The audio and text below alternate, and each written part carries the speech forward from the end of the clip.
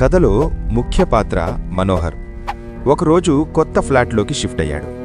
మరుసటి రోజు ఆఫీస్కి వెళ్లే ముందు మనోహర్, అతని పెద్ద అన్న మనోజ్ కొత్త ఇంటి గురించి మాట్లాడుతున్నారు. అప్పుడు మన్ను భార్య ప్రియ చాయ్ తెచ్చిస్తుంది.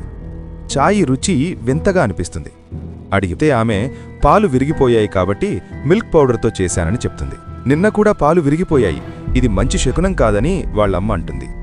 మనోహర్ అమ్మని ఓదార్చి, ఇప్పుడు శకునాలు చెప్పి ప్రయోజనం లేదు, జీవితాంతం సేవ్ చేసిన డబ్బు లోన్ తీసుకుని ఈ ఇల్లు కొన్నామని చెప్తాడు.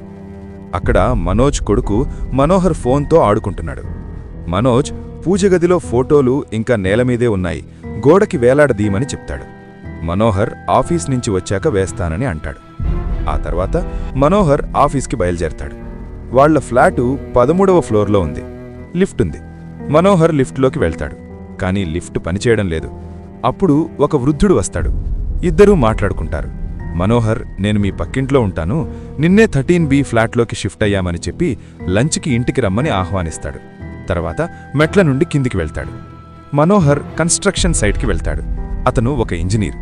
అక్కడ అతని ఫ్రెండ్ మన్ను కొత్త ఫోన్ చూసి, ఒక వింత ఫోటో చూసి, ఈ ఫోన్ ఎక్కడ కొన్నావో అక్కడే రిటర్న్ చెయ్యి, కెమెరా స్పాయిల్ అయింది అని అంటాడు. మనోహర్, అది నా బాబు తీసినది, బహుశా ఫోన్ ఊపేసి ఉంటాడని చెప్తాడు. ఇంతలో ఇంట్లో మన్ను అమ్మ, వదిన, ప్రియా టీవీ చూస్తున్నారు. ప్రతిరోజు 1 గంటకి వాళ్ల ఫేవరెట్ షో టైం వస్తుంది. అకస్మాత్తుగా రిమోట్ పాడైపోతుంది.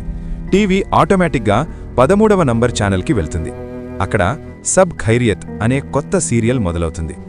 ఆ సీరియల్లో ఉన్న క్యారెక్టర్లు మనోజ్ ఫ్యామిలీతో ఒకే సంఖ్యలో ఉంటారు. వాళ్లు కొత్త ఇంట్లోకి వచ్చినట్టు చూపిస్తారు. సాయంత్రం మనోహర్ ఇంటికొస్తాడు. మెట్ల మీదుగా ఎక్కాల్సి వస్తుంది. ఇంటికి వచ్చేసరికి అమ్మ ఏదో సీరియస్గా మాట్లాడుతోంది. ప్రియ చెప్తుంది, ఆ సీరియల్ గురించి ఈరోజు ఎపిసోడ్ చూడలేకపోయానని. మనోహర్ సీరియల్ని టీజ్ చేస్తాడు. ప్రియకి కోపం వస్తుంది. తర్వాత మనోహర్ పూజ రూంలో ఫోటోలు వేలాడదీయడానికి మేకులు కొడతాడు. చాలా ప్రయత్నించినా మేకులు గోడలోకి వెళ్లడం లేదు. అనుకోకుండా సుత్తి వేళ్ల మీద పడుతుంది. కాసేపటికి టీవీలో ఫేమస్ డాక్టర్ షిండే ఇంటర్వ్యూ వస్తుంది. వాళ్ల ఫ్యామిలీ డాక్టర్. రిపోర్టర్ అడిగితే డాక్టర్ న్యూటన్ థర్డ్ లా చెప్పి, దేవుడిలాంటి మంచి శక్తులు ఉంటే చెడు శక్తులు కూడా ఉండాల్సిందే అంటాడు. మన్ను బాబు మళ్లీ ఫోన్తో అందరి ఫోటోలు తీస్తాడు. మనోహర్ చూస్తే ఇతరుల ఫోటోలు సరే, తన ఫోటోలు మాత్రం వింతగా వస్తున్నాయి. భారీ భారీ సెల్ఫీలు తీస్తాడుగాని ఏదీ క్లియర్గా రావడం లేదు. మరుసటి రోజు మన్ను సైట్ నుంచి ఒక డ్రిల్లర్ని ఇంటికి పంపుతాడు, ఫోటోలు వేలాడదీయడానికి. డ్రిల్ చేస్తుండగా అతనికి షాక్ తగిలి అతడు స్పృహ కోల్పోతాడు. అదే సమయంలో సీరియల్లో కూడా అదే జరుగుతుంది.